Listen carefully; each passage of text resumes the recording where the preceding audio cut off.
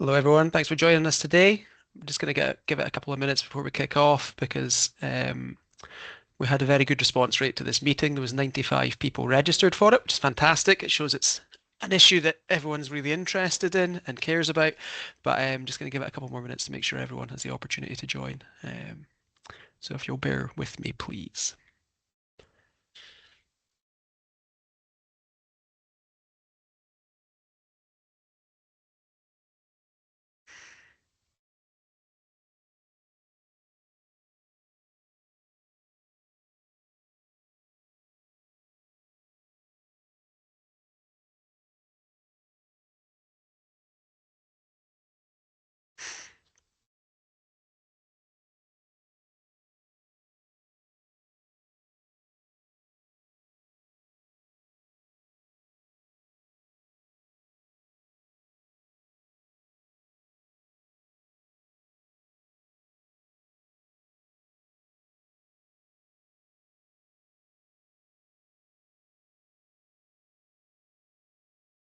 Okay, I think we'll just kick off now. Okay, so hopefully everyone can see that. Um, Thank you all for joining us today for this Building Community Wealth in Aberdeenshire workshop. Really delighted to have you all join us this afternoon, and great, as I said, to have such a huge response rate. I think there's 95 people registered. We've got 63 people on the call at the moment, so there might be a few more that'll trickle in. I think it's brilliant that so many people are interested and engaged with the concept of community wealth building. It's something that we all care passionately about, economic development in Aberdeenshire. So good to know that you guys out in the third sector do as well. Just a quick bit of housekeeping. The session is being recorded, so just for everyone's awareness, there was quite a number of people who were unable to join us this afternoon, so they've asked to have the recording shared with them and any notes from the session. So we'll be doing that to make sure that the information is spread as widely as possible. So just to make sure everyone is aware of that point, microphones will be kept on mute until we go into the breakout sessions. But I'd encourage you to introduce yourselves and the organisation you're here to represent in the chat. So feel free to do that just now. My name is Chris Muir. I work in economic development at Aberdeenshire Council. I'm a place economy executive covering the Banff and Buchan area. So our team, there's a number of them who are on this call, and we'll be facilitating the breakout rooms, and we've been leading the development of the community wealth building strategy. The strategy is due, this draft strategy, which was shared with everyone a couple of days ago, is due to be reported to committee in March. It'll be then subject to a period of further public consultation and engagement before a final strategy is reported either later this year or early next year. I saw a comment there in the chat about microphones being disabled. So it's just to say that, yeah, we've disabled everyone's microphones for the time being, but they will be activated again before you go into the breakout rooms. If for any reason that doesn't happen, you should be able to unmute yourself when you're in the breakout session. There'll be two breakout sessions and you'll be automatically assigned one of those. Okay, so I did share the agenda with everyone ahead of the session, but that's what we're going to run through today. So I'm going to give you a very quick overview of the case for community wealth building. I'll then pass over to our team manager, Christine Webster, who's going to give an overview of our draft strategy and our proposed community wealth building approach. We've got a couple of breakout sessions, which will be facilitated, as I said, by my colleagues. And we've also, I'm really happy to say, we've got Mark Morgan from Stella's Voice here, who's going to talk a little bit about what community wealth building looks like in action from a third sector perspective. So, okay, so what's community wealth building all about? Essentially, I kind of see it as a rather complicated phase for a pretty simple concept. It's essentially about us trying to ensure that more of the wealth created and generated in Aberdeenshire is kept right here in our local communities. But before I explain a little bit more about what it's about, we also need to think a little bit about why we need an approach like community wealth building. This is the flippant justification for it. So at present, too much of our wealth is currently being extracted from our communities and our economies. Traditional economic thinking has been built around trickle-down economics, but I think there's increasing recognition that the wealth generated doesn't always trickle down to the communities and the places where it's needed most. But perhaps a more professional justification is this graph that's on the screen here. So over the last 30 years or so, our economic growth has not been inclusive. This graph highlights that as UK GDP has grown over the last 30 years or so, this has been against a backdrop of declining average income, which is the blue line, and increasing poverty rate, which is the pink line. To reinforce that point, in the UK at the moment, the wealthiest 1% of people own the same wealth as 80% of the rest of the population. That 80% equates to roughly 53 million people. So we can see that our current economic model is exclusive and is not benefiting all of the people and all of the communities across our country. Community wealth building has been developed as an approach which seeks to address this issue. Community wealth building is based around these 5 principles. Sorry, I've clicked on the wrong slide there. Community wealth building is based around these 5 principles. It relates to increased local procurement from public organisations, fair employment, increased community ownership of land and assets, and community finance initiatives, all of which should lead to supporting a more equitable ownership of the local economy. So through community wealth building, what we want to deliver is public institutions to be buying more of the goods and services that they require from local businesses and community organisations. That will help boost local supply chains and grow local businesses while supporting critical social enterprises and other third sector organisations. We want to ensure that there are opportunities for people to develop skills and secure good jobs right here in Aberdeenshire without having to move away. This is an absolutely critical point for many of our rural and isolated communities, which are facing declining populations and demographic pressures as populations age. So we need to make sure we can try and attract and retain young people in our communities.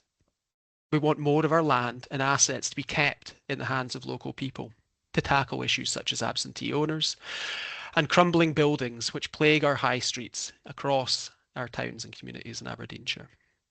The community wealth building approach has been successfully championed and delivered in other areas across the UK, such as Preston, North Ayrshire, and in Islington in London. And we're now trying to build on those successes and use community wealth building to the benefit of our communities here in Aberdeenshire.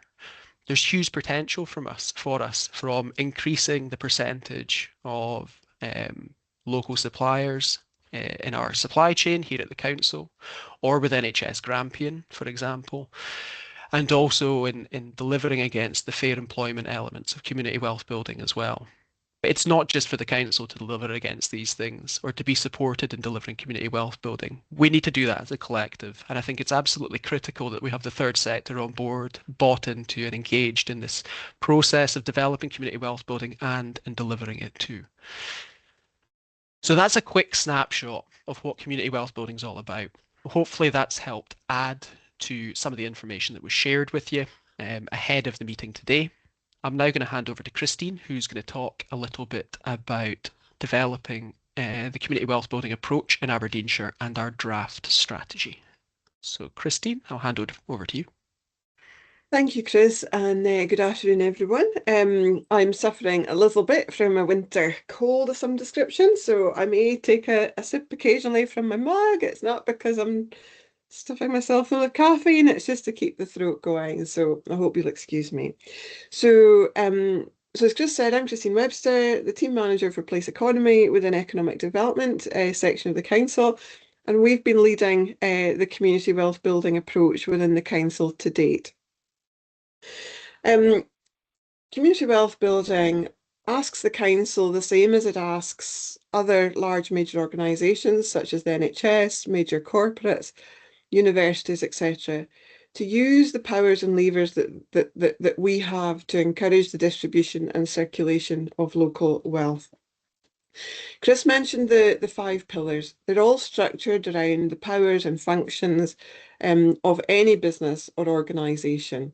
They buy stuff from a supply chain, they pay wages to their staff, they operate through land and property, they have investments in finance, And if there's anything left after all of that, they place their profits somewhere, and that is covered in the shared ownership of the pillars. Councils are a little bit different from normal businesses in that we also operate services like planning and economic development. And so we're already doing part of what community wealth building asks us to do. Our strategy is both about evidencing what we're already doing and how we will develop and deepen that over time. I'll go through the strategy highlights with you. You should all have a draft of the strategy in an email from Chris. If you haven't had any time to open it, you will know that it doesn't look very pretty. But I'm all about the content and about having a strategy that is both ambitious but achievable and builds traction over time to achieve great things.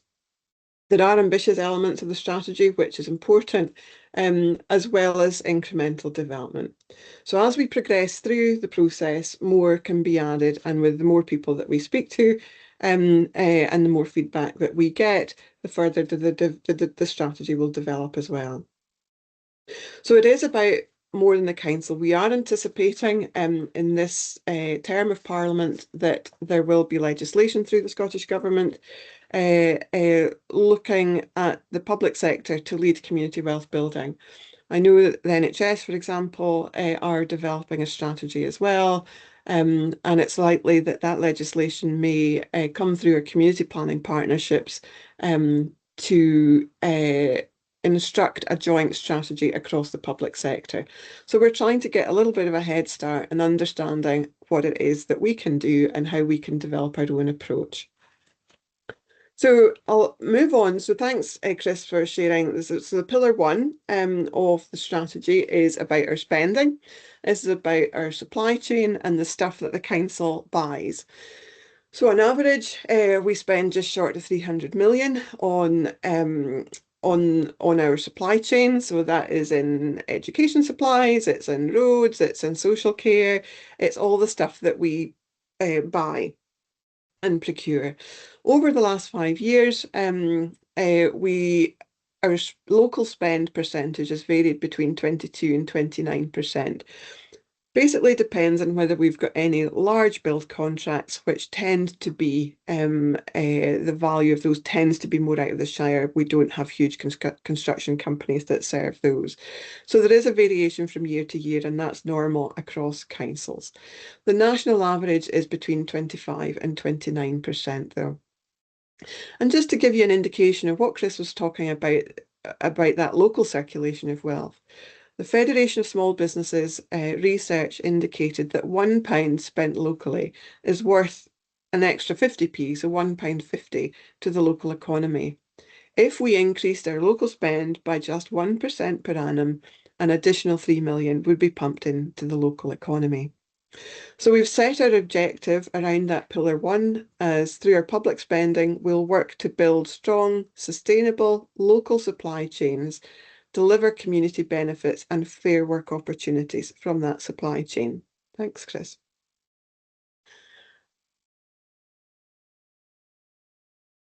So what are we already doing?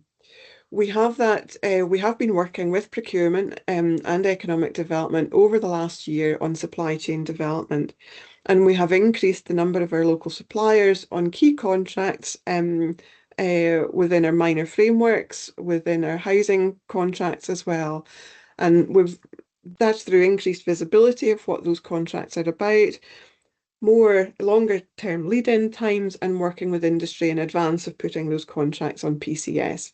So that's starting to give us real traction and increase that local value.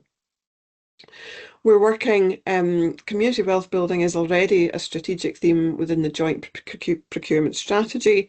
We have a procurement service that runs across the city, the Shire, Moray Council and Highlands and Islands, and community wealth building is a really strong pillar across all of those authorities. We also, of course, spend a little bit of money on grants from the council, less than we used to, but we still do a little bit, and we handle grants on behalf of others as well in terms of the UK and the Scottish governments. And those conditions we pass on in some of those grants at the moment, conditions relating to fair work. So that would be a condition of the grant that someone was allocated, that they are offering fair work opportunities to their staff. Some of the ways that that the strategy will develop that approach, um, we will look to develop we will look to have those conditions across all of our economic development grants supporting living wage employment. We will use our place plans and local place plans to identify other anchor organisations and circular opportunities.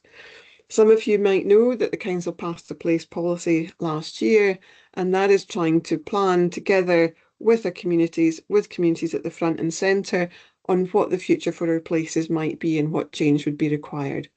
We plan to look at what other organisations are around our towns and areas and develop the community wealth building principles for them as well. I'm going to come back to NPF4 in terms of how we develop our approach. I mentioned that we have planning levers within the council as well. We have a new national planning framework, which is called NPF4, set up by the Scottish Government. It has some new policies, things that we haven't seen before. So there is a policy 11, which relates to energy developments, and there is a policy 25, which relates to community wealth building. Because we're planning to use those two policies in quite a substantive way, I'm going to package that up, and I'll have a slide at the end of the presentation that talks a little bit more about NPF4. Thanks, Chris. We'll go on to Pillar 2. So Pillar 2 is about fair work and just labour markets. So Aberdeenshire itself employs well over 15,000 people, which is a substantial part of the Aberdeenshire economy.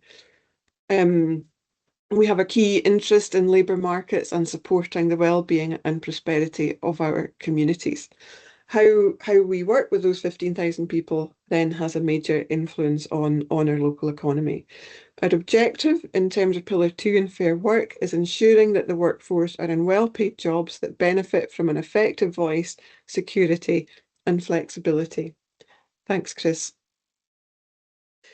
Part of what that means, I mentioned that our flexible working policies, and they're really important to keeping parents in work, for example, and enabling the society to function in as flexible a way as it can. We're also now an accredited living wage employer, which is really important, and making sure that our lowest paid workers are getting the living wage. How can we develop our approach? We will develop fair work conditions into strategic interventions, such as potential investment zone. So that's really important. What does that mean? There is the potential for investment zone in Aberdeen City and Shire, which is an initiative by the UK government to attract investment into our area. We could do that and without enforcing that living wage and fair work conditions to those companies who then come into that investment zone. So how we will develop our approach is by looking at those conditions at which we'll transfer fair work conditions into companies who are investing into the region. Our Business Gateway already operate a really good core advice for starting up businesses. They're not currently, but they will incorporate the benefits of fair working practices into their advice. And our regional economic strategy will prioritise a just and fair transition for the region. Thanks, Chris. The Pillar 3 is socially just use of land and property. So the council, as you probably are aware, has a considerable estate with major rationalisation ahead. Not news probably to most of you. How we do that though is really important, and the opportunities that that might release for communities in the third sector. We also have big pockets of fuel poverty in many of our communities. So that becomes really important in the later stages as well of the strategy. Our objective around land and property is that we will work to maximise opportunities directly and with other anchor organisations to ensure communities can get the most benefit from and generate wealth from local land and property.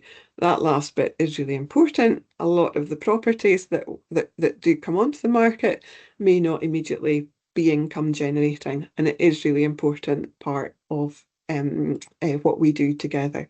Thanks, Chris. We already have a community asset transfer policy in place. It is currently under review, and there's certainly improvements that I think can be made to that asset transfer policy. Mainly in converting the expressions of interest. We have had, I think it's over 80 expressions of interest in the last 3 years for asset transfer, but only 11 asset transfers completed. So there's obviously something there in terms of improving the understanding around community asset transfer and how that process develops.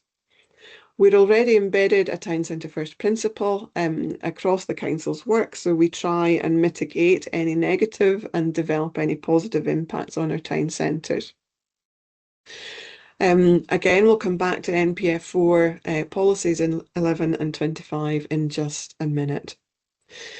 We have our place policy, as I mentioned before, and strategy, which will look to our areas and how those can be developed in partnership with communities and other organisations. And we already have funding streams like Regeneration Capital Grant Fund, like our place-based investment programme that have been investing in properties and in land across the Shire over the last 3 years. The local heat and energy efficiency strategy is a really interesting part of this equation as well.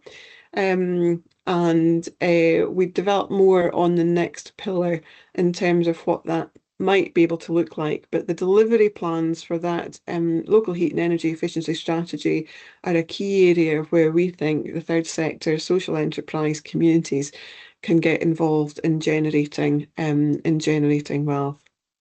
Thanks, Chris. Pillar 4, financial power. So this relates to the availability of finance within Aberdeenshire. The UK banking sector being orientated to global markets rather than local investment. And I'll just share something with you that happened in the last, I think it was in December, in the last couple of months. I had a phone call from a gentleman who has had a career in property development, and he was trying to assist someone who wanted to purchase a vacant property in Inverurie. Inverurie has one of the most successful town centres in Aberdeenshire and has the lowest vacancy rate, so it has the lowest number of properties that are empty. This gentleman could not access finance for someone to take on a unit in Inverurie. So there's something a little bit askew with our finance system that can't, anticipate and see where what are the good winners within a certain places. So what are we already doing? And that is a way that we hope to look at finance, really research what's going on there, and look at different models that could come in to address some of those issues. We're also already developing our Aberdeenshire Loves Local gift card, and I'm hoping that a lot of you are aware and familiar of Aberdeenshire Loves Local. The gift card was set up, led by the council, basically to challenge the Amazon gift card, the big corporate gift cards that you see at the counter of every other corporate that you go into. And there are around 400 suppliers registered to accept the gift card. It's not just for Christmas. We did do a big Christmas campaign, but it's also for Mother's Day, and it's also for gifts, and it's also for saying thank you. And it's the gift of experience. So it's not just about buying stuff. It's about going out for coffee. It's about vet bills. It's about loads of different things. So it gives us that much bigger diversity of opportunity when we're buying gifts for our loved ones or our colleagues. One of their construction companies in Aberdeenshire recently agreed to give their staff their Christmas bonus loaded onto that Aberdeenshire Loves Local gift card. So that's a really important one for us moving forward. We're already supporting business, social enterprise and community trusts to become investor ready through our business gateway services. And we're hoping what we're planning to do is extend that as well into offering more advice around that local finance. So we'll work with credit unions and others to establish access to traditional banking and consider alternative models that unlock local opportunities. We also hope, and this is one of the more ambitious elements of the strategy, to look at how we can establish a locally owned and managed organisation to invest, maybe not even just in heat generation, but in energy generation and associated works as well. There are substantial opportunities in generating wealth in this area, and that we really want everyone in the call today and our communities to benefit from that investment. Thanks, Chris. And finally, Pillar 5 is shared ownership of the local economy. And this is about links a little bit to Chris's original picture of the wine bottle and the wine glasses, but essentially the structure of the economy is really important to where the profits go. The more corporate an organisation tends to be, the more the profit goes elsewhere, the more local business coming down to social enterprise, coming down to employee ownership and other similar structures, cooperatives, the more likely that is that those profits will benefit the local economy in a better way. So we want to aim to encourage shared and democratic models of ownership that builds wealth that stays in local communities like cooperatives, employee-owned businesses, municipally owned companies. So employee-owned businesses, there are a number starting to come through, which is really encouraging, and we want to try and develop that further. Thanks, Chris.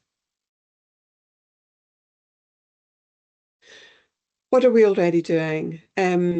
We have targeted investment, and I use the term inward investment, but it's kind of not in a traditional sense, within our regeneration and heritage initiatives. So what we have done in the past, when we have found funds to develop some of our property and our asset base, we've targeted the rental of those assets to the social enterprise sector. One of the areas that we really want to encourage more of as well is looking at our waste contract and our waste service. And I think certainly something that I think Mark and we'll hear a little bit more about in terms of Stella's voice as well. But there is the feasibility of developing social enterprise opportunities around household waste recycling, and we take those opportunities really seriously and want to develop those a lot further. Thanks, Chris. So I'll finish there with Pillar 5. So what I wanted to talk a little bit about as well before we move on to the breakout rooms,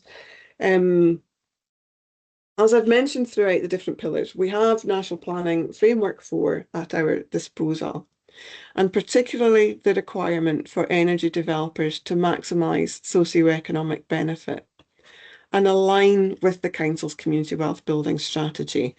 Those are what those two policies say. One of the reasons that we wanted to push through this strategy was so that we can use this strategy in our planning process as well. These two policies are new, so everyone is really getting to grips with what that means, including ourselves, including the Scottish Government and the developers. there's been substantial debate as to what we can do and how we can use those policies. What those policies don't mean is that developers have to give communities a certain amount of money. Sadly, but the giving of money is out with the realm of planning and is construed as bribery. So that's out of the picture in terms of the planning scenario. So if it doesn't mean money, what does it mean? It means that energy developments, so energy developments are offshore, onshore wind, solar, hydrogen, storage, transmission. There are significant projects in all of those areas planned throughout Aberdeenshire. Those two policies, 11 and 25, are designed so that these developments also align with all of the things we've just been talking about. Fair work, equity and recruitment, to the development of skills, local jobs, local supply chain contracts, and the encouragement of social enterprise as part of the contractual process within those energy developments.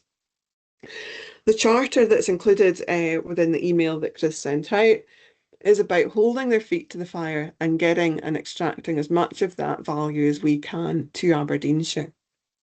There is a time lag, though, between the point at which those developments will apply for planning and the construction and an arrangement and the operation of those developments. And that time lag is about 2 years. So we won't always know the detail of what that involves. So the really important part of this charter are these collaboration principles. So we want to work with the developers. We want to influence them as much as we can throughout that period, before, during, and after that period as well. And we want to develop these collaboration principles. The first one of these is looking at a long-term and collaborative programme on skills development. We know that some of these developers are working really well in some of our academies. They're putting on STEM events. They're maybe doing a little programme, and that might be happening right now. It might have been happening a year ago. But it's no use just that happening when they're submitting planning applications. So the reason that we want those collaboration principles to stand is because we want to develop that long-term programme, collaborative programme on skills development. No one can do this themselves. But we want to try and agree with all of these developers, and there are numerous ones, so that every academy can benefit, so that every area can benefit, and so that everyone can benefit from the job opportunities that will come from those developments. We absolutely want them to be looking at community benefit payments. We can't stipulate that through this, but we want them to be looking at community capacity development and acknowledging the opportunities for communities to build wealth, develop equity and capacity throughout Aberdeenshire as well. We want them to be concerned about fuel poverty. It seems completely irrational that we should host this infrastructure and the volume and value of that infrastructure whilst we have fuel poverty very much within the heart of some of our communities. So we want to be able to address that in partnership and in collaboration with those developers. We want them to provide long lead-in times for their supply chain opportunities as well. Chris is needing me to hurry up, so I shall run through the rest of this. So we want to give local companies a heads up when there are opportunities coming in, so that we can develop the capacities within those companies and skill them up to be able to supply opportunities in terms of these investments. We want those companies also to be looking where we can't secure local content, to be working with them to get those elements of the supply chain to locate in Aberdeenshire. We want them to adopt a town centre approach. If they're developing offices, facilities, welfare facilities, we want those firstly to be in our town centres rather than temporary settlements elsewhere, although that may be required as well. But we want the principle to be look at our town centres first. And we want them to be looking at our place plans. So the place plans that we will develop in collaboration with communities, owned by communities, owned by those community planning partnerships. We want those developers to be taking a lead from those place plans on what are the legacy community benefits. So those collaboration principles we'll be working through with industry through this charter and framework as well. So thank you, Chris. That's a very quick run through the key points in the strategy, and we'll come back as part of the discussion and try and answer any of your questions as well. Thank you, Christine. Really appreciate that. And I'm sure that was interesting and informative for everyone. So we're just about to go into the first breakout. I just wanted to highlight something because there's lots of great discussion going on in the chat, which is really good, and we're really keen to hear all of your thoughts on our proposed direction for the strategy. But the two breakout sessions we're going to have are really focused on you and your organisations, because we first of all want to hear about what you're currently doing that is aligned to community wealth building. So if you can have a think about that, I'm going to try and, through the magic of Teams and technology, allocate you all into your breakout rooms just now. So I'll apologise in advance in case this doesn't go to plan. Just to also say, as a shared the agenda before, there will be a Q&A session at the end and a couple of polls which we'll post up for everyone to answer too. So there will be an opportunity for us to answer some of those questions that you've got and hear from some of your thoughts during the session today. But if you give me a second. So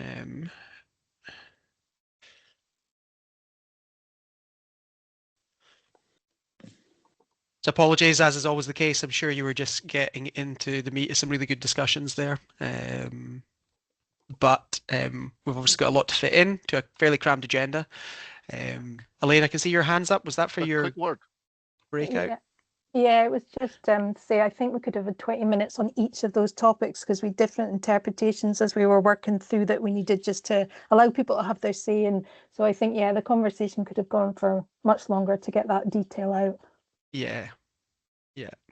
No, well, apologies for that. It's always challenging to have a suitable meeting length that everyone can sign up to and fit into their diaries, and then also get the depth of discussion. But I think, as we said, what's really important is this isn't the last opportunity to feed in and have your voice heard. This is just the start of these discussions. So we'll definitely provide further opportunity as the strategy is developed. What I'm going to do just now, I can see other hands are up, but we'll save them for the end if that's okay. I'm going to hand over to Mark Morgan, who I'm delighted to say has joined us from Stella's Voice, and he's going to give us a quick overview of what community wealth building looks like in action for them as an organisation. So Mark, what I'll try and do as well is I'll try and hand over presenting to you, if I can do that, if you give me a sec.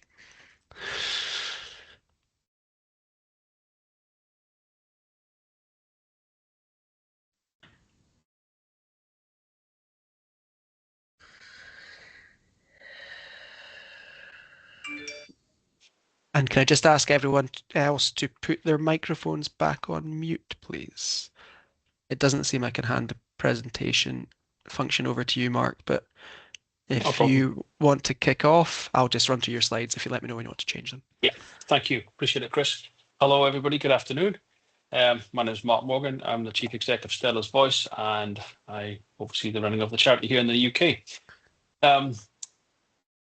I'm just going to swoop through a couple of headline things. Know quite a few of you on the call. I know some of you know what we do in depth, and there's no way I'm going to cover it all. So I'm just going to do some headline stuff. And then afterwards, if you want to have any questions, by all means, or even not with this call, just get in touch if you'd like to know more. We work to support the vulnerable is the kind of nub of it all. You know, if you literally had to say what we did in as short a sentence as possible, that's what we do. And I'm going to focus on our work here in the Northeast. At this point, and it's a source of help and hope at home and abroad. It is just doing what we can to help people in any way that we can, and that takes on various guises and various forms. And I'm just going to run it again through some of them. I'm not going to cover everything, but some of the highlights. If you could jump onto the next slide, please, Chris. And obviously, I'm talking about this in the context of community wealth building. We run a lot of large-scale reuse projects, and we either use the items themselves or the proceeds from those items to help people in need. And that, again, you'll just see a very, succinct example of some of the stuff we do. We do collections of all shapes and sizes across the city and Shire. dip into Murray and Angus is the phrase I use, but we literally have gone all over the country: Northampton, Nottingham, Dumfries, Edinburgh, Glasgow, and anywhere in between. We do large corporate stuff, from when oil companies move out of their headquarters right the way down to, a house with a few boxes and bags. It's all about diverting that stuff from landfill, using those items, and helping people in need. But what that looks like, and what that the why is straightforward enough.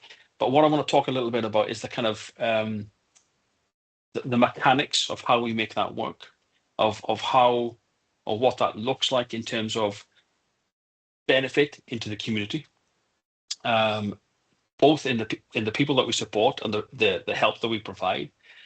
But what does that do in terms of community wealth building? How does that tie together? Are we just doing this project and helping that person, and that's great? Or what I like to use the phrase of the ripples that go beyond the activity that you're doing. You throw the stone into the water and the ripples go way beyond the impact of what just that little stone that you throw into the water. You think, what difference can that make? Actually, the ripples will go quite far. Oh, I have no idea where those seals just came from. A little interjection there. So if I can flick on to the next slide, please, Chris. There we go. Again, just a couple of highlights of some of the things. You'll notice on the right-hand side, so one of the daily activities we do, we collect food every day from all these little Asda's and Co-op. We work with local organisations, local charities, local schools, as you'll see there. Central School in Peterhead. It's got one of the highest areas of deprivation in all of Scotland, believe it or not.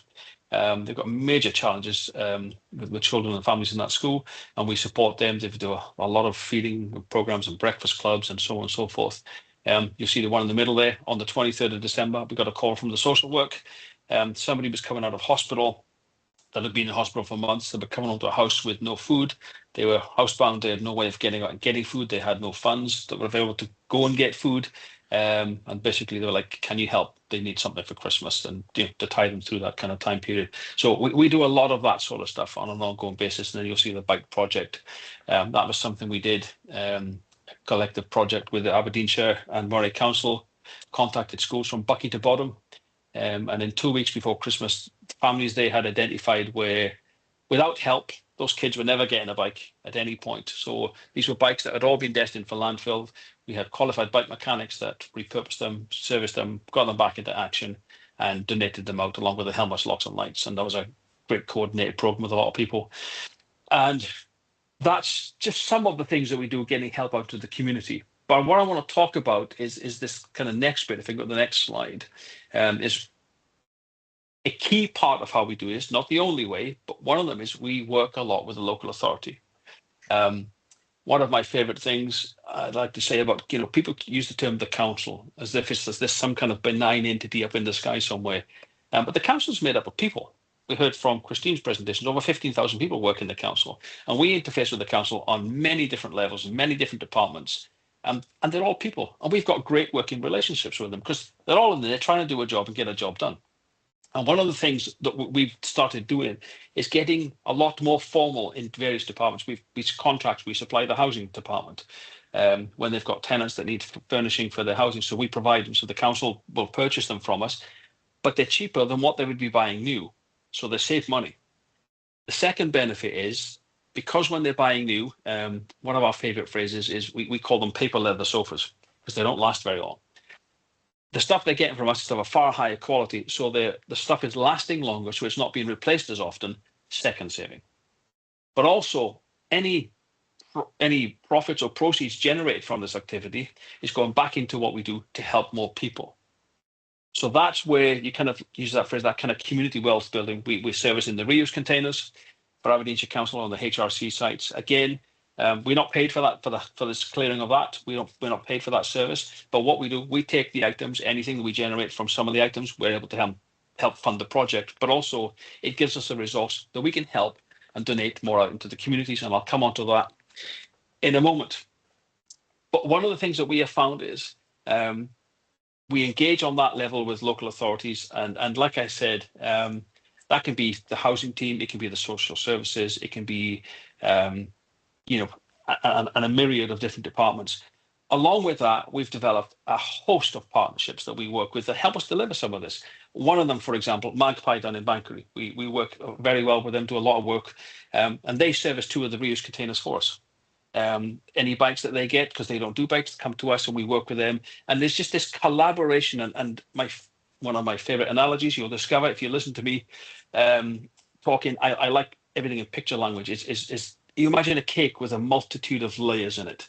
That's what this ends up looking like. So we're benefiting from what we're doing because we could help more people. Magpie's benefiting from it because they're able to help more people, but also the collaboration of working together with other people. And there's this kind of network of different groups and different organizations, different charities and third sector entities that we're constantly looking to do and help. We were in the breakout room just now and I used one of my favorite sayings, it's amazing what you can achieve when you don't care who gets the credit. And one of the things I loved about the group when we were discussing, everybody there was talking about, well, of course, this is a given because we're in this to help and make a difference in the community. And there's this almost kind of like unwritten contract there because we all care. And that's the difference here.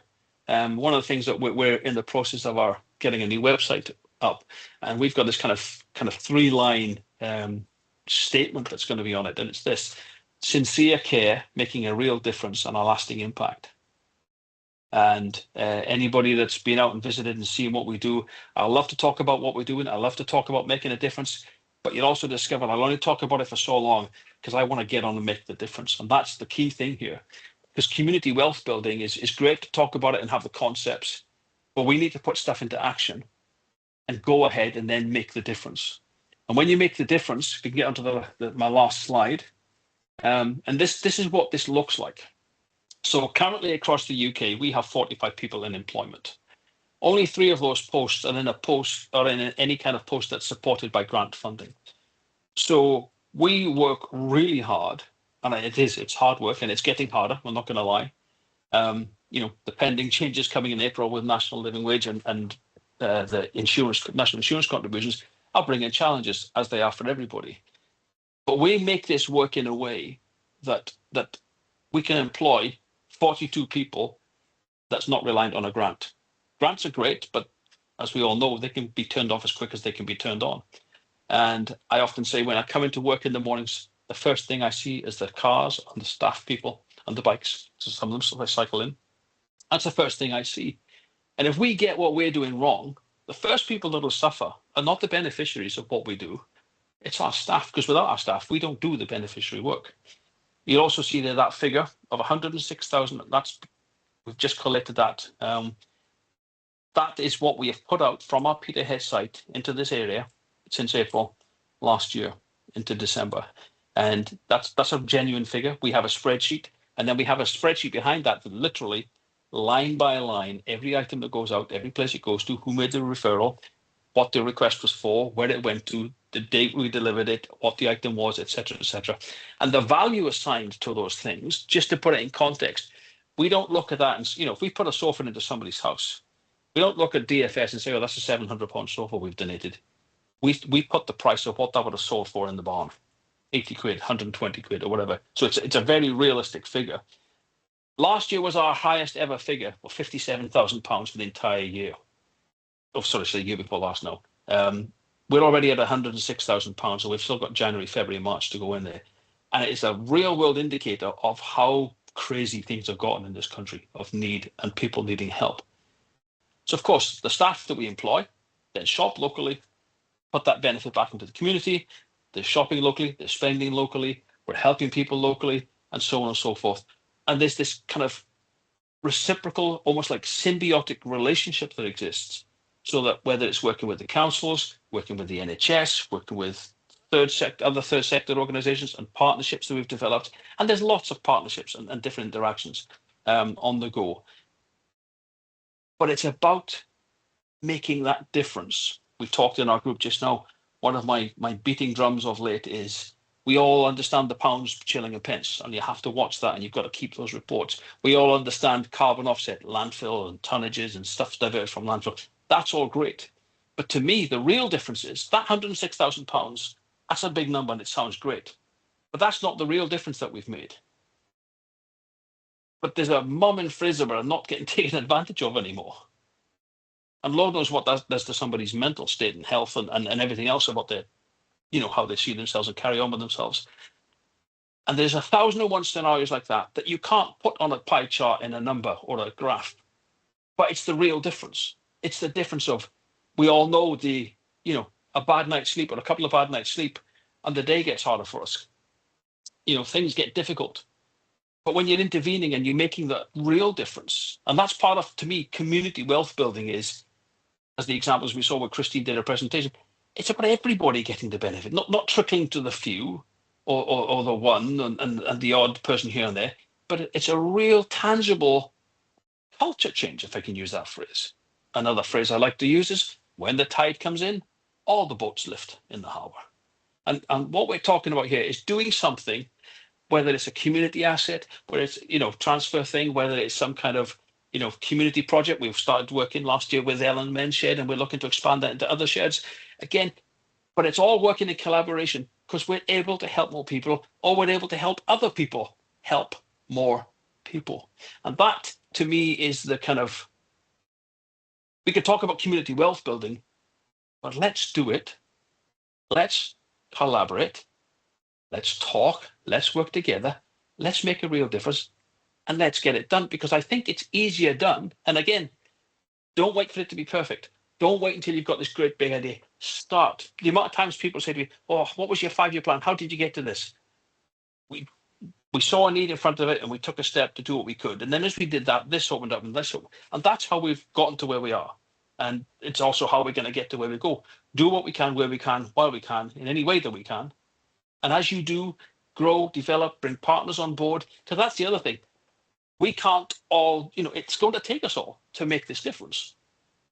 But if we do work together, we can make this difference. And there's no reason why we can't be a test case for the rest of the country. And I'll close with this one last example. The bike project we did just before Christmas, the feedback we've had from the Education Authority, from politicians and everybody else has been, can't believe you guys pulled that off in 2 weeks. Phenomenal. They're now working on a date in Parliament to get all the MSPs, when they're all in, and have us go down and basically, right guys, this is how to do it in your regions. Let's do the same. That's one example of what we're doing and what can be done in the Northeast can become a test case that can be replicated in other places. So I think the consensus there, just the amount of people on this call, to me says there's enough people that care about this. And even in the group that we're in, there's enough people that get this and want to see this happen.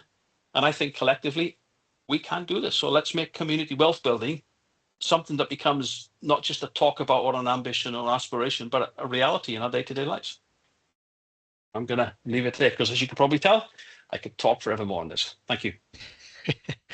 Thanks, Mark. That was a really inspiring presentation, and great to see, obviously from my discussions with you earlier in the week, great to see and amazing to see the impact you guys have and the success that you've made. And I think it's useful to see a tangible example from someone like yourselves. Community wealth building isn't new. It's just bringing a number of disparate kind of principles or pillars, as the phrase is often used by community wealth building, together, and creating an approach around them. You guys have been doing this work for a long time. So I'm conscious of time, want to give everyone as much time as possible to have discussions, but also I'm sure there are some questions for Mark. So I've got a couple of minutes. If anyone's got any burning questions for Mark before we move into the next breakout, please put up your hand, and I'm happy to hear. So I think, Colin, you had your hand up first. I would just like to emphasize what Mark said there. I first met him about 4 or 5 years ago through the council. And I think the key message that Mark's saying there is never give up. Doesn't matter how hard the challenges are, keep going. If you keep going, it shows the determination and the want to do something. And if you can get people doing things, that will, like a magnet, attract other people. And as Mark said there, when we've got this amount of people on the call, if we could just harness that energy and get people working together, it would be so much easier. As a representative of the Port Letham Men's Shed and the Port Letham Allotment Association, we would gladly work with Mark. Open invitation. Thank you. I just see Mark nodding, so I think that was well received, Colin. Alan, you want to come in next? Yes, having witnessed Mark and Stella's work close at hand, I remember last year when they produced those 18 bicycles going to the central school and Buckhaven School, working alongside the Peterhead Men's Shed. It's a fantastic project that was rolled out in just a couple of days. I myself work with a company, Inclusive Cycling Bothy, and again, we utilise the organisation that Mark's got that we dropped off like yesterday. Those will be recycled and put back out probably in days, if not weeks. And I look forward to meeting up with Mark because Community Council Peterhead is a fantastic vehicle for even more work in the community, turning waste into wealth. So thanks very much, Mark. You're breaking up, I think, a bit, Alan. I'm not sure everyone could hear you pretty clearly. I don't know if it's a microphone issue, maybe. Okay, as I say, quite close at hand witness what Stella's Voice does with the bike project last year, and I look forward to working with Mark in the future. Yeah, thanks. I think it sounded like you were just being very positive about the work and saying you'd be happy to work with Mark again in the future. Was that? Yeah. No, thank you. Appreciate it for both of you. And again, those of you that already work with us will know we genuinely are open to work with as many as possible because you can always do more together than you can apart. And, everybody's got something to bring to the table and we can maximize the impact and the difference that we make if we work together. Thanks. And thanks again, Mark. Really appreciate you coming along and doing the presentation and really inspiring to hear about your work. So I'm going to... Thank you. My pleasure. Put everyone hopefully a little bit more successfully into breakout rooms this time. So if you give me a second, I will do that. I think that's everyone back. I'll just double check all the rooms are closed. Yes, they are. Oh, great. It looked like in the chat, everyone was having some really good discussions. So I'm sure if it was like the room that I was in with Hillary, there was lots of good chat going on. I'm going to put on a couple of polls, but we've got 10 minutes left, and I want to throw out a general Q&A. So yeah, if you've got any questions for Mark, if you've got any questions for one another based on the discussions you've heard, if you've got any questions for Christine or for the council more generally, then stick up your hand. And we'll do our best to answer them. I suppose with the one caveat that's worth throwing out, we're economic development officers, and as Christine alluded to, council's a big organisation of over 15,000 people, so we're not in control of everything, and we're not aware of absolutely everything that goes on in every arm of the council, so we'll do our best to answer them. Leslie, if you want to kick us off.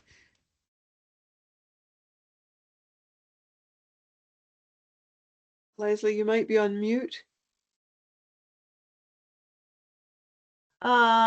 What I've suggested it in the small group as well, is what are your priorities? Really good strategy work tends to be should be summarized in a number of key points.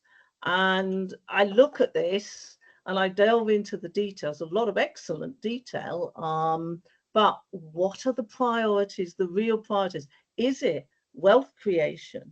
Is it job creation? Because the two may be different. Is it, you talk about pushing the money down into the economy, which I think is one of your top priorities. And the question then is how, but which of these strategies do you see as the top ones that you really want to focus on? That's my question. Oh, that's not difficult at all. Because if I say one, I'll immediately think, but that we need to do that as well. I think the opportunity for us is in that local spend. I think one of the biggest opportunity for us at the moment is in that local spend and increasing and improving the circulation of local spend. The conversation we were just having in our breakout room related to the potential around our community heat, community energy, the stuff that's already going. We heard from Mark We heard a little bit from the Udney development earlier. I was in Huntly yesterday with Donald, and there's of course already income generated through wind there. I think for me that opportunity in recirculating local wealth is one of them, but we've got to do that with cognizance to equity and social equity and the environment as well. So I know someone commented earlier on in the chat that they didn't hear much about the planetary boundaries, and that sits behind this. If it's not explicit enough, then maybe we need to have a look at it. But that for me seems to be the biggest opportunity. Maybe not the biggest priority, but the biggest opportunity. I don't know if Chris or anyone in the team wants to correct me or say what your priority is within the strategy, I'll jump or in give a different perspective. I'll jump in to give you some support there. I don't know if it's a different perspective necessarily, but I think across the whole suite of community wealth building principles, they're all equally important to deliver. I think what's often chased by councils in delivering community wealth building is delivering the procurement part of it. Perhaps because in some ways it's easiest to have the biggest impact because it's something we have a certain amount of control over. And I'm not sure it's right to focus on solely delivering that, so I wouldn't support that. But I think it is where a council can have a lot of direct impact, as Christine alluded to. Increasing our percentage of spend in Aberdeenshire by 1% a year would retain about £3 million in the economy. And I think the reason that community wealth building has become so mainstream is because of the success Preston Council had in delivering the procurement element of it. Where I forget the exact figures, but I think they increased their percentage of local spend from around 40% to around 80%. And that's got a real significant impact in supporting local businesses. So yeah, that would be my response. Conscious of time, so I think we'll move on to the next person that's got to throw a nice and simple question at us, hopefully.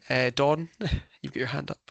Oh, yeah, it's not. I think one of the things that we spoke about in our group was defining what we mean about wealth, because I think it's huge. And I think that we need to define that for the general public as well, because I think when you talk about wealth, people instantly think about money.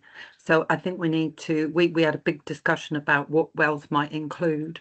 I think the other thing is that I did say this is just not a council business. Although you have a plan, it's not just the council, it's a we agenda. And I think that when we're talking to the public, we need to make sure that we're saying that. And I also said that some organisations have been in this business for a long time, basically. So it's not new, and it's, in a sense, it's not new language. So I think we should reflect that in any sort of information that goes out about wealth, community wealth building, because I've been involved in things where people think it's community learning, and they instantly, we've got community learning partnerships, and they instantly think of community learning and development in the council. So I think we really need to think about how we're defining it for people and actually saying this is everybody's business, basically. Yeah, I think that's an interesting point, Dawn. I was conscious of that in my introduction. I do think a big problem with community wealth building is that it's a quite jargonistic phrase. It's very public sector orientated, and it's important that we try and make it, the language around it, accessible and recognise that, as Mark demonstrated, in a lot of ways it's nothing new, and it's just packaging something up, or packaging disparate initiatives up into something maybe singular. But a lot of organisations have been delivering these things for a long time. So thanks for that. Colin? Thank you very much. We spent a lot of time today talking about networking, sharing, and community well-being and community wealth. I was quite surprised to see yesterday that Aberdeenshire Council have put up the former library premises in Station Road, Ellen, on the market at offers over 180,000. Now, what I'd be interested to know is, what did the council do in terms of actually networking with local groups and communities and saying this building is now redundant from council use, we wish to release it? Was there any thought given to are there local groups in Ellen we could bring together who could part share that building? Because on the face of it, a building for sale at 180,000, the income that's going to generate for the council is really quite small versus what community groups could get out of it. And in today's commercial property market, that value is probably quite ambitious. And we're told through the CAT transfer, we must bring to the table the benefits of networking in the community and sharing with the community. So what steps has the council done to actually undertake that process with the community before a decision is made to put the building on the market? Thank you.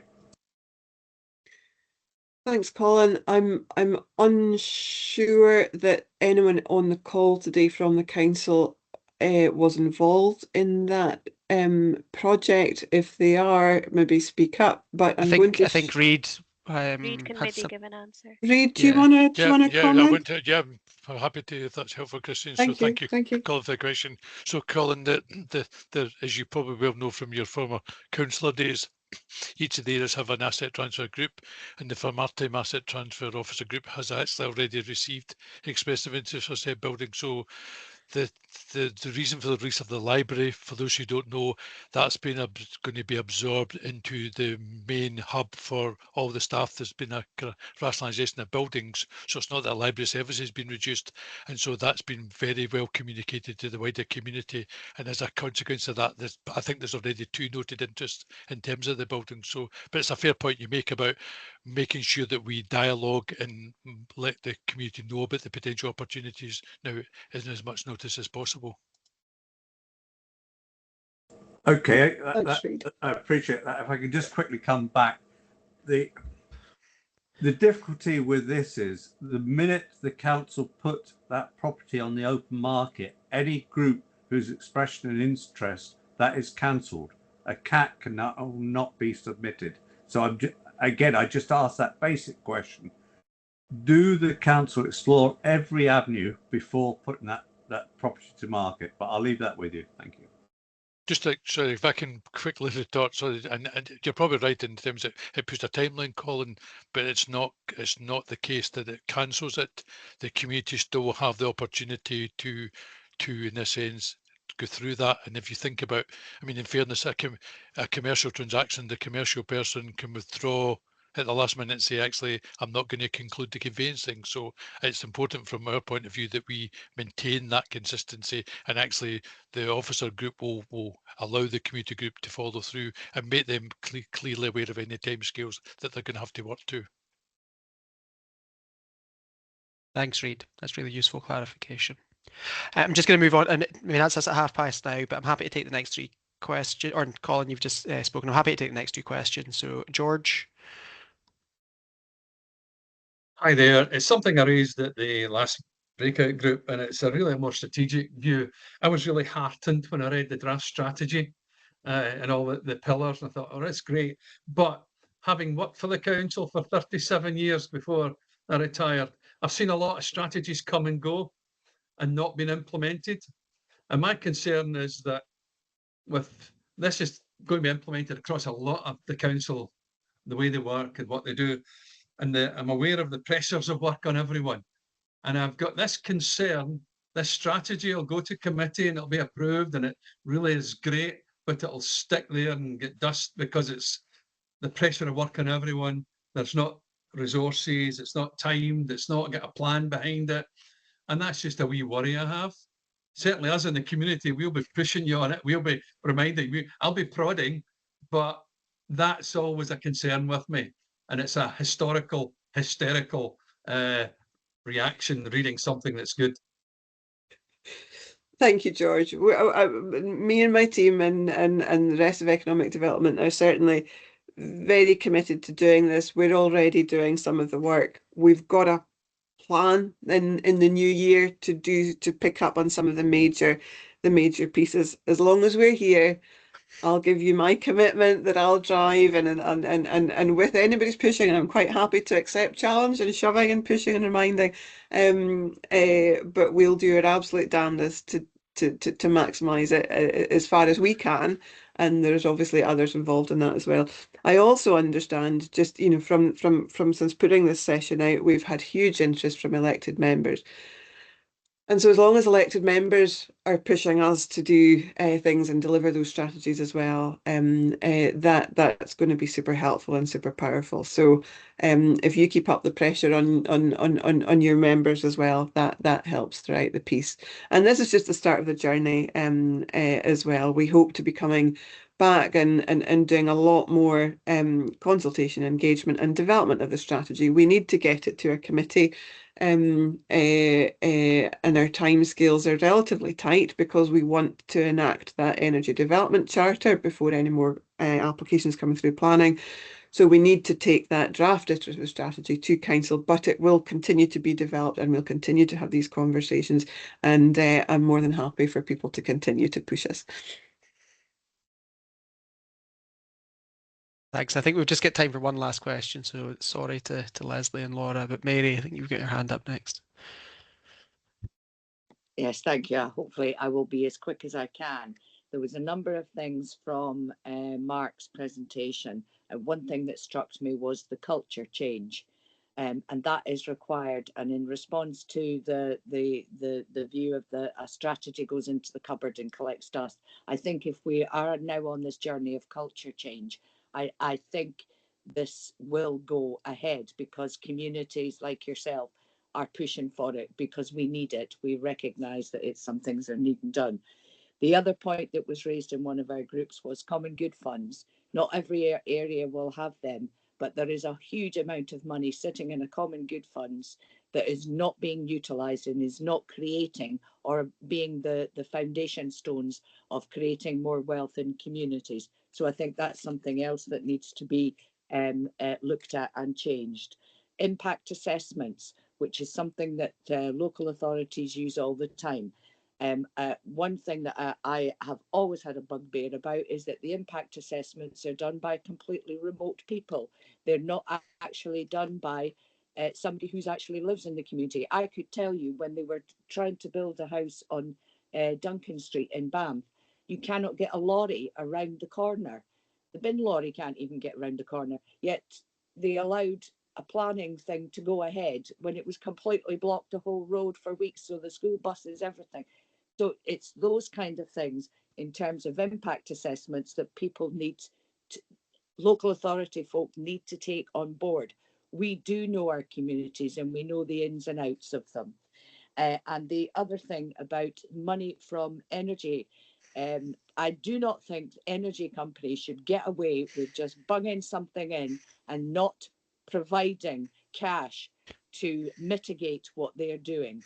We have got two in Macduff at this moment in time, one right behind our primary school. So we are going to have to adjust completely our resilience plan, because if that thing goes up in flames, we've got an evacuation of Macduff to consider. So do you see how that impacts on us? But they should be doing that. They should be paying for that. So that was the kind of things that have come out for me today. But I do think the change that we have to make, we must make changes. Oh, finally, on the procurement, everyone will have the same complaint about. It's not a complaint because I'm sure the folk there work really, really hard and they dislike it even more. But that needs to change. The rules of procurement need to change. If you wish to have the culture change and put everything else in place, you need to change that. Because I was talking to a lady from the college. She's in the same position and she's at a big college. They've got the same problem that a small wee place like Banff has got. So something is wrong with the rules and the framework that you've set up. So that needs to change. So for local authority officers, you've got a lot of changes and a lot of work to do to get this through, but you can do it. And remember that the communities out here, us, we want that change. And we won't just be prodding you, we'll just be saying, get it done. Thank you very much. And thank you for all the contributions today. I have really appreciated them. Thank you, Mary. Thank you, Mary. I remember you, Mary, very well. So thank you. Thank you. I know where you stay. No, no, thanks, Mary. I've noted actually the Common Good Fund. I had noted Common Good Fund in an earlier version of the presentation, and I hadn't been able to explore the potential for the Common Good Fund within the strategy, which is why I took it out. But just because I haven't explored it at this point doesn't mean it can't be explored, and thank you for raising that, because I will now do that. You make really good points on the IIA as well. In terms of the community benefits from energy developments, absolutely 112, 10, 20% behind communities getting cash, compensating them for those developments. There is a live consultation out by the Scottish Government at the moment, the link for which I shall put in the chat just when I'm finished talking. Please contribute towards that and make your voice heard in terms of the Scottish Government and in terms of the expectations for community benefit funds from infrastructure developments. They absolutely will be. There will be community benefit funds. What I was saying is that the council is unable to gather those community funds and distribute them to communities. They should come straight to communities from energy developers, and they should come in for those legacy developments and at a really good value. That's where that consultation comes in. So please make your voice heard on that. We'll be compiling a response to that consultation as well, which you'll see in committee papers in March from Infrastructure Services Committee. James Hewitt is from planning, and James may want to come in and just say a little bit around that as well. Yeah, thanks, Christine. It was just really, I suppose, to make clear that the position at the minute is that we cannot condition that money, we cannot require that money to come through, so there needs to be a change at a government level before we can actually achieve that, which is why that input is really quite important on that consultation. As you're saying, the Scottish Government has been quite clear through various planning decisions that monetary contributions from developers for energy proposals is completely on a voluntary basis at the minute. So I suppose just to temper expectations as to what we can achieve until there's been more substantive change. But yeah, thanks. Thanks for that, James. And I think that's probably a useful point at which to finish the discussions today. Is just to clarify as well, Christine alluded to a consultation that's going on, but we are expecting the Scottish Government to finally publish their Community Wealth Building Bill this year as well. So there may be changes within that to the community benefits consideration. So there is national legislation which is going to drive and influence what we're doing at a local level. But yeah, we're 10 minutes over, so I appreciate all of you that have stayed on that extra bit of time, and you've all shared your thoughts and been involved in some really robust and really positive discussions, which is absolutely great. Thank you so much for your interest in this topic and for coming along, and for your good humour in navigating the challenging IT environment that we had, where lots of people were not allocated to breakout rooms. So thank you, everyone, and thanks to everyone else who presented and facilitated as well. Really enjoyed the discussions this afternoon, and I will send out notes of the meeting and the video from discussions today to everyone.